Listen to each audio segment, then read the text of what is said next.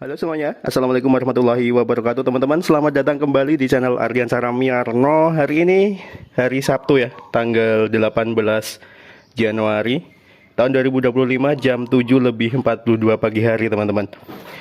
Mobil terakhir kali keluar 2 minggu yang lalu, dan kemarin ini baru selesai saya cuci. Pada kesempatan kali ini saya akan mengajak Anda untuk siap-siap terlebih dahulu untuk memanasi mobil, ngecek beberapa komponen barangkali, dan setelah itu nanti sekitar pukul setengah 11 ataupun jam 11 saya mau ajak mobil ini untuk jalan kembali teman-teman.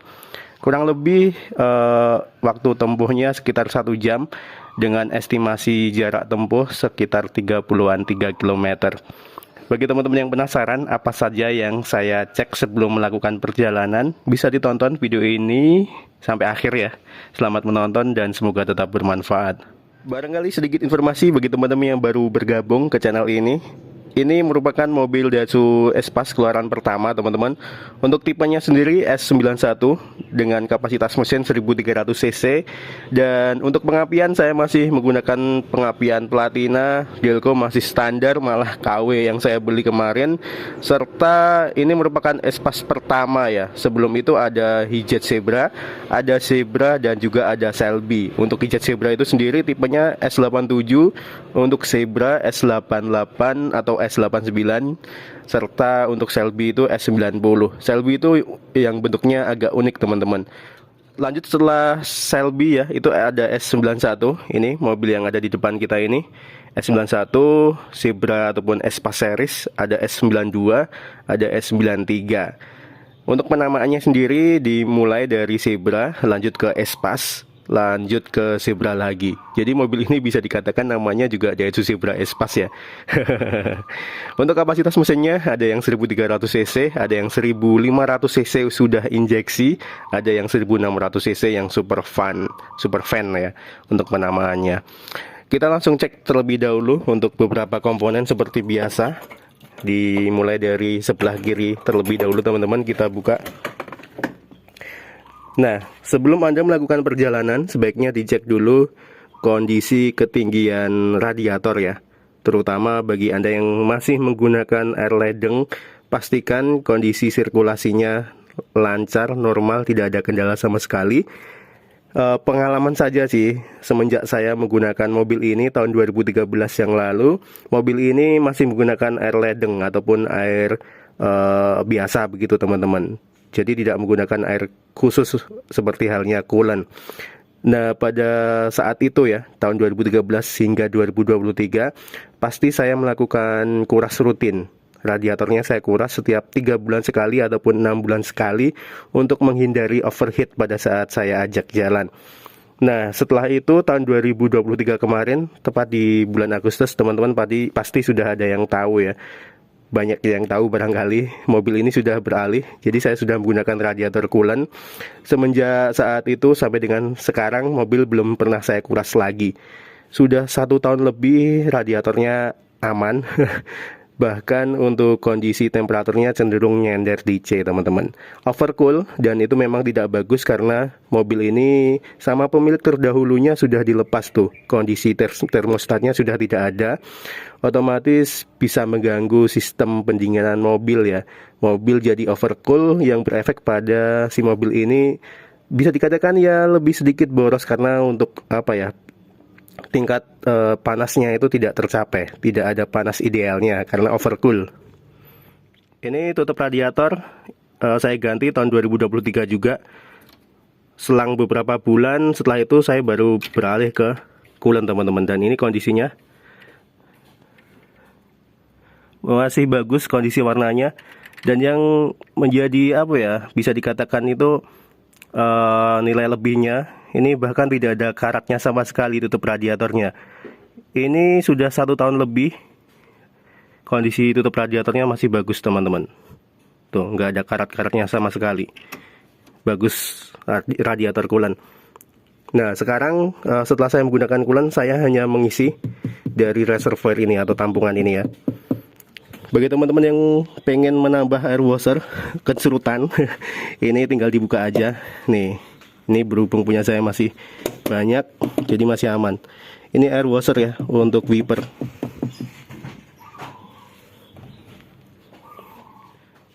Jadi ini mobil belum nyala sama sekali ya, masih pagi hari. Kita cek ketinggian oli mesin teman-teman. Ini yang paling penting. Pokoknya sebelum Anda melakukan perjalanan, dicek ketinggian oli mesin. Ini masih aman ketinggiannya, tepat di bawah garis ataupun lubang ya, bukan garis. Ini ada 2 buah lubang, lubang atas dan lubang bawah. Jangan sampai kurang dari lubang bawah dan jangan sampai lebih dari lubang atas. Itu aja sebenarnya.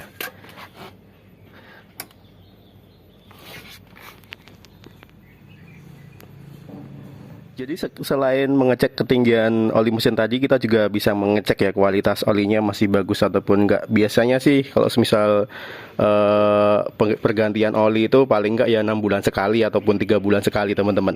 Dan saya sarankan setiap Anda ganti oli mesin sebaiknya diganti filter olinya. Oke, selanjutnya kita coba cek ini ketinggian dari minyak rem. Ini enggak kalah penting. Minyak rem ada di sebelah sini ya.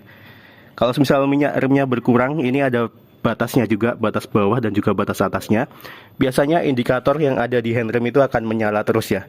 Walaupun si handrem itu sudah diturunkan seperti ini. Si handrem sudah diturunkan seperti ini, tapi di sini indikatornya masih nyala. Teman-teman cek kondisi ketinggian si minyak rem ini. Minyak rem ini pastikan ketinggiannya tidak berkurang ya, dan jangan sampai berlebih juga. Dan biasanya kalau misal minyak remnya berkurang, teman-teman cari tahu ya penyebab berkurangnya dari mana. Apakah ada kebocoran? Biasanya dari seal bawah, master rem bawah itu ada kebocoran bagian sealnya. Teman-teman bisa cek dari kaki-kaki ataupun roda. Kalau misal ada rembesan oli ataupun ada ceceran oli, nanti teman-teman tinggal cari tahu aja. Lebih baik dibuka juga rodanya, sekalian kampas remnya dicek juga nggak apa-apa teman-teman, untuk mencari tahu masalahnya di mana, karena rem itu ya sangat penting sekali ya, faktor keselamatan. Jam 7 lebih 53 pagi hari, ini sudah berganti ke 54. Kita coba hidupkan mesin. Ini handrem tidak saya aktifkan, saya hanya ganjal bagian roda ya, diganjal depan belakang agar dia tidak jalan mobilnya. Karena kalau misal menggunakan handrem seperti ini, takutnya kampas rem malah lengket, kampas rem roda bawah, belakang kok bawah, roda belakang takutnya kampas remnya lengket ya. Dan ini netral. Pastikan sebelum Anda menghidupkan mesin mobil, selalu cek kondisi gigi persneling. Apalagi kalau misal mobil habis pinjam orang ya. Biasanya ada orang itu yang selalu memasukkan gigi mobil, maksudnya selalu memasukkan gigi mobil pada saat berhenti ataupun parkir, entah itu gigi 1 ataupun mundur, biasanya seperti itu. Jadi pastikan sebelum Anda menghidupkan mesin mobil, cek kondisi persneling. Nah, cara saya menghidupkan mesin, ini sudah hidup ya indikatornya. Lanjut saya injak pedal gas 1-3 kali. 1, 2, 3. Ini saya injak pedal gas. Lalu saya tahan sedikit, lalu saya putar kontaknya. Bismillahirrahmanirrahim. Nah, ini saya tambahi gas lagi. Tadi RPM-nya sempat naik, dan ini masih saya tahan teman-teman. Untuk gasnya masih saya tahan. Jadi ini cara saya untuk menghidupkan mesin Daihatsu Zebra ataupun Espas pada saat kondisi mesin dingin. Dan pada saat kondisi mesin sudah panas, biasanya saya hanya bisa dikatakan nganggang aja. Jadi nginjak pedal gas sedikit, lalu kita starter. Pada saat memutar kunci kontaknya itu, pada saat di starter, saya tambahi gasnya lagi. Biasanya seperti itu cara saya untuk menghidupkan mesin mobil Daihatsu Zebra ataupun Espas di saat kondisi mesin panas. Oke, mesin sudah hidup. Ini jam 7 lebih 55 pagi hari, mau 56 teman-teman. Kita biarkan idle terlebih dahulu. Jadi itu tadi ya cara saya, beberapa langkah yang saya lakukan sebelum saya melakukan perjalanan, entah itu perjalanan jauh ataupun enggak. Pokoknya setiap pagi hari, bagi Anda yang memiliki mobil tua seperti ini, wajib cek itu kondisinya teman-teman. Jangan sampai, pokoknya antisipasi lah, jangan sampai nanti di jalan malah menyusahkan banyak orang.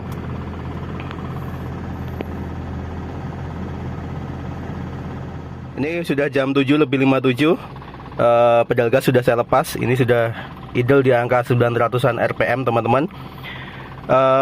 Nanti perjalanan saya lakukan kurang lebih pukul setengah 11 barangkali. Nanti saya berangkat dan semoga saja nanti turun hujan begitu agar lebih sahdu. Dan tadi nanti nggak tahu ya bakalan bikin video ataupun enggak. Yang jelas semoga aja nanti perjalanan kali ini tidak ada kendala sama sekali. Jadi mobil Espas ini yang saya rawat sejak tahun 2013 ini teman-teman, paling jauh saya bawa dari Wonogiri ya. Kebetulan saya domisili Wonogiri, Jawa Tengah. Saya bawa ke daerah Batu Malang zaman tahun 2016, 17, 16 barangkali ya. 2016 itu saya bawa ke Malang.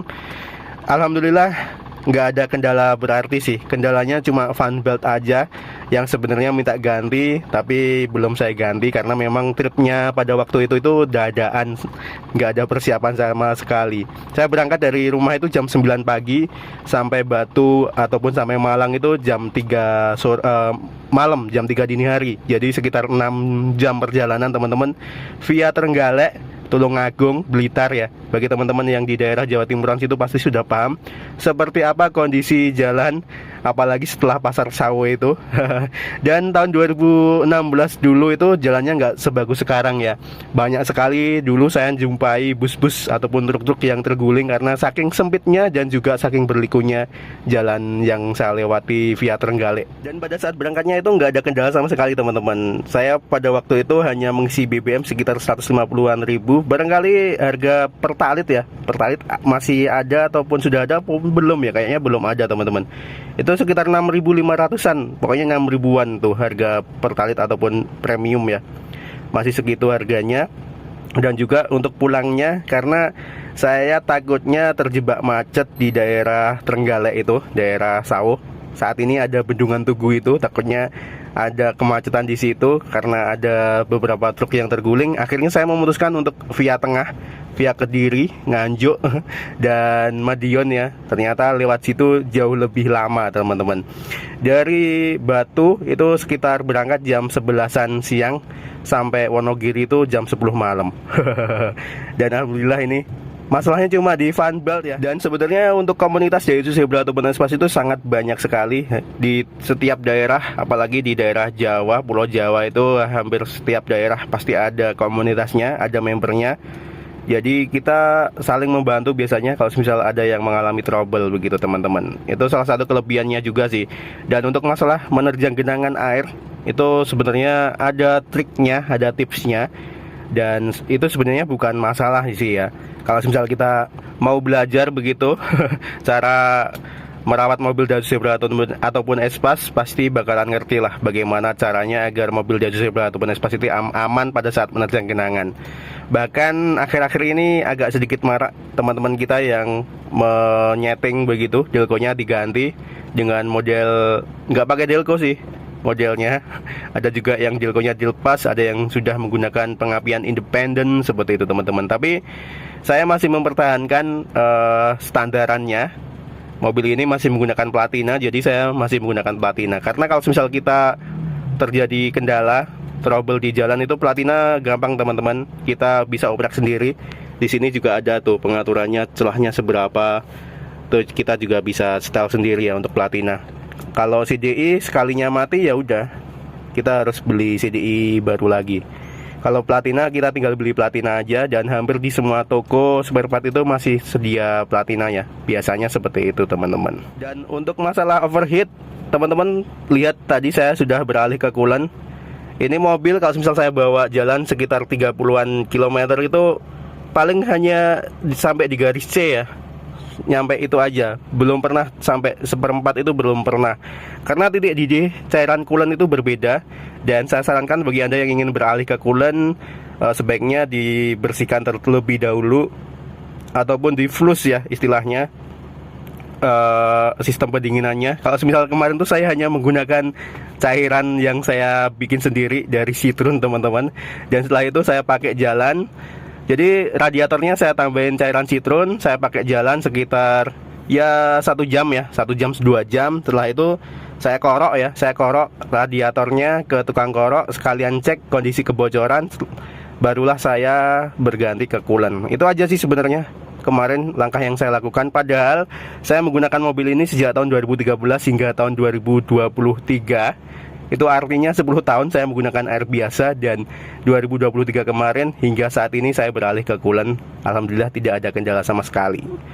Dan untuk cairan coolant yang saya pakai mereknya Prestone, dan itu tidak boleh ditambahkan dengan air ya, karena ada beberapa orang yang berstatement di media sosial tentunya, kalau misal Anda beralih migrasi dari air biasa ke air coolant itu sebaiknya dicampur lah 50-50 ataupun 40-30, ada persentasenya antara cairan coolant dan cairan air ledengnya itu.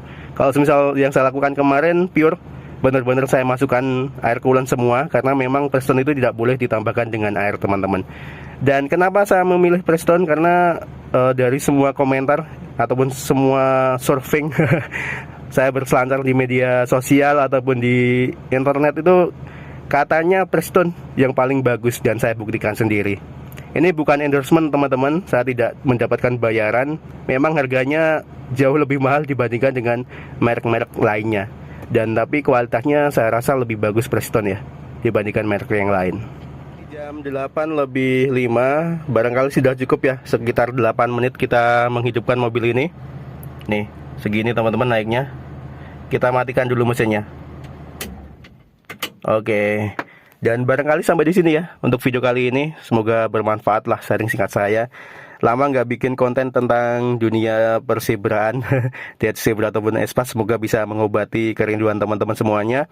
Yang jelas mobil ini masih saya pakai sih, walaupun memang sejak dulu makanya paling hanya weekend aja, 2 minggu sekali ataupun 1 bulan sekali baru saya pakai. Selebihnya ya cuma di garasi saja, teman-teman.